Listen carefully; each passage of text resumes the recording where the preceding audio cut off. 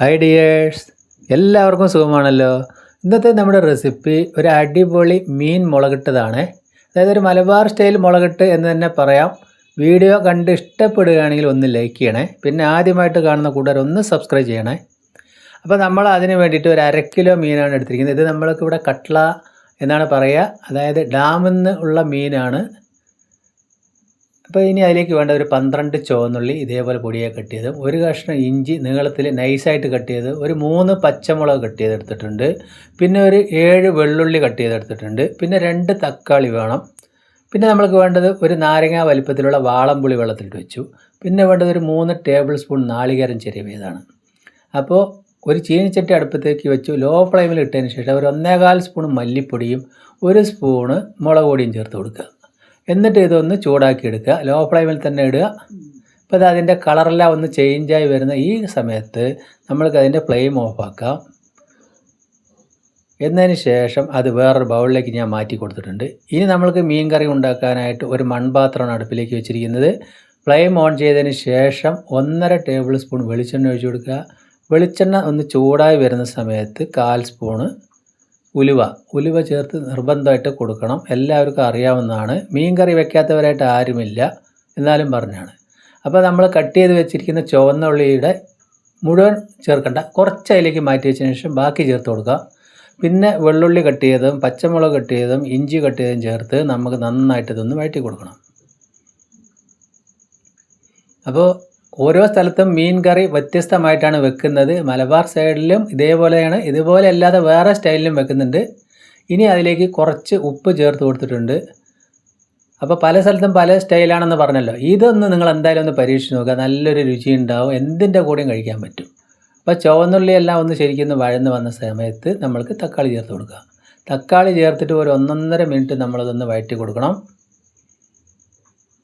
തക്കാളി ഏകദേശം ഒന്ന് വഴന്ന് വന്നാൽ മതി. ഇതേ ഒരു കണ്ടീഷൻ ആവുന്ന സമയത്ത് നമ്മൾക്ക് അതിലേക്ക് ഒരു 2 കറിവേപ്പില കൂടി ചേർത്ത് കൊടുക്കുക. എന്നതിന് ശേഷം ഒന്നുകൂടി വഴറ്റി കൊടുക്കുക. ഇനി നമ്മൾക്ക് അതിലേക്ക് ഒരല്പം മഞ്ഞൾപ്പൊടി, ഏകദേശം ഒരു 1/4 സ്പൂൺ മഞ്ഞൾപ്പൊടി ചേർത്ത് കൊടുക്കുക. പിന്നെ ചൂടാക്കി വെച്ച മുളക് പൊടി അതും കൂടി ചേർത്ത് കൊടുക്കുക. അപ്പോൾ നമ്മൾക്ക് എരിവിനനുസരിച്ച് നിങ്ങൾക്ക് കൂട്ടിയും കുറച്ചൊക്കെ ചെയ്യാവുന്നതാണ്. പിന്നെ പുളി പിഴിഞ്ഞ വെള്ളം. അപ്പോൾ മുളക് പുളിയും നമ്മളെ ഇഷ്ടത്തിന് കൂട്ടിയും കുറച്ചും ചെയ്യാം. നമ്മൾക്കിപ്പോൾ ഇത്രയും മതി, കാരണം 1/2 കിലോ മീനേ ഉള്ളൂ. അപ്പോൾ അതിന് കണക്കാക്കി ഞാനിത് ആ ഗ്രേവിക്കുള്ള വെള്ളം, ആവശ്യമായ വെള്ളവും കൂടി ചേർത്ത് കൊടുക്കുന്നുണ്ട്. ഇപ്പോൾ ഇത്രയും വെള്ളമാണ് ചേർത്ത് കൊടുത്തിരിക്കുന്നത്. ഇനി നമ്മളതൊന്ന് അടച്ചു വെച്ചൊരു 3 മിനിറ്റ് ഒന്ന് തിളപ്പിച്ചെടുക്കുക. ഇപ്പോൾ 3 മിനിറ്റ് തിളച്ചു കഴിഞ്ഞു. ഇപ്പോൾ നമ്മൾ പൊടിയെല്ലാം ചൂടാക്കിയിട്ടതുകൊണ്ട് തന്നെ അധികം വേവാനൊന്നുമില്ല. ഇതേമാതിരി കിട്ടിയിട്ടുണ്ട്. ഇനി നമ്മൾ അതിലേക്ക് കഷ്ണങ്ങൾ ചേർത്ത് കൊടുക്കാം. അപ്പോൾ എന്തായാലും നിങ്ങൾ ഇനി മീൻ മുളകിടുന്ന സമയത്ത് ഈ ടൈപ്പിലൊന്ന് ചെയ്ത് നോക്കുക, നല്ല രുചിയാണ്. അപ്പോൾ മീൻ കഷ്ണങ്ങളൊക്കെ ഇട്ടു, പതിയെ നമ്മളതൊന്ന് മിക്സ് ചെയ്ത് കൊടുക്കുക.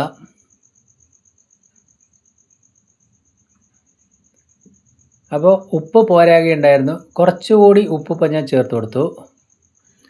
ഇനി നമ്മളതൊന്ന് അടച്ചു വെച്ചിട്ട് ഒരു 5 മിനിറ്റ്, അല്പം ഫ്ലെയിം കുറച്ച് വെച്ചാൽ മതി. 5 മിനിറ്റ് നമ്മളത് വേവിച്ചെടുക്കണം. 5 മിനിറ്റ് കഴിഞ്ഞ് തുറന്ന് നോക്കുമ്പോൾ നമുക്ക് ഇതേപോലെ കിട്ടിയിട്ടുണ്ട്. അപ്പോൾ മീനൊക്കെ ശരിക്കും നല്ല സോഫ്റ്റ് മീനായതുകൊണ്ട് നല്ലപോലെ വെന്തും കിട്ടിയിട്ടുണ്ട്. നമുക്ക് വീഡിയോയിൽ കാണുമ്പോൾ തന്നെ അറിയാൻ പറ്റും.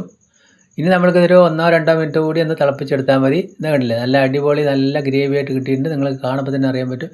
ഇനി അതിലേക്ക് ഒരു 1/4 സ്പൂണ് വലിയ ജീരകം ഇതേപോലെ ചതച്ച് കയ്യിൽ ഞാൻ വേണ്ടിയിട്ട് ചേർക്കുകയാണ്. അപ്പോൾ നല്ലൊരു മണമാണ്. പിന്നെ നമ്മൾ നേരത്തെ എടുത്ത തേങ്ങ പാല് പിഴിഞ്ഞാണ്. ഇതിൽ നിന്ന് ഒരു 3 സ്പൂണ് തേങ്ങാപ്പാൽ കൂടി ചേർക്കുന്നു. അപ്പോൾ അതിൻ്റെ എരിവ് പുളി എല്ലാം ഒന്ന് ബാലൻസായി നല്ല ഒരു രുചിയായിരിക്കും. അപ്പോൾ ഇതേ ടിപ്സൊക്കെ എന്തായാലും നിങ്ങൾ ഇനി മീൻ മുളകിടുമ്പോൾ ഒന്ന് ഫോളോ ചെയ്ത് നോക്കുക. അപ്പോൾ നമ്മളെ ഗ്രേവി ഇതേപോലെയാണ് കിട്ടിയിരിക്കുന്നത്. ഇനി നമ്മൾക്ക് വേണ്ടത് ആ ബാക്കി വെച്ചിരിക്കുന്ന ചുവന്നുള്ളി പീസ് ഉണ്ടല്ലോ, അതിലേക്ക് ആ ബൗളിലേക്ക് തന്നെ നമ്മൾ ഒരു 1/2 ടേബിൾ സ്പൂൺ വെളിച്ചെണ്ണ ഒഴിച്ച് കൊടുത്തിട്ട് കൈ കൊണ്ടത് നല്ലതുപോലെ ഒന്ന് ഞവണ്ടുക. ഏറ്റവും ലാസ്റ്റ് നമ്മൾ ഇതേപോലെ ചെയ്തിട്ട് ആ മീൻ കറിയിലേക്കാണ്ട് ചേർത്ത് കൊടുക്കുക ഇതേപോലെ. ഇനി കുറച്ച് കറിവേപ്പില കൂടി ഇപ്പോൾ ചേർത്ത് കൊടുക്കുക. അപ്പോൾ ഇത്രയേ ഉള്ളൂ, നമ്മുടെ സൂപ്പർ മലബാർ സ്റ്റൈൽ മീൻ മുളകിട്ട് ഇവിടെ റെഡി ആയിട്ടുണ്ട്. ഈ ടിപ്പ് കൂടി ചെയ്ത് നിങ്ങൾ എന്തായാലും ട്രൈ ചെയ്ത് നോക്കുക, സൂപ്പർ ടേസ്റ്റ് ആയിരിക്കും.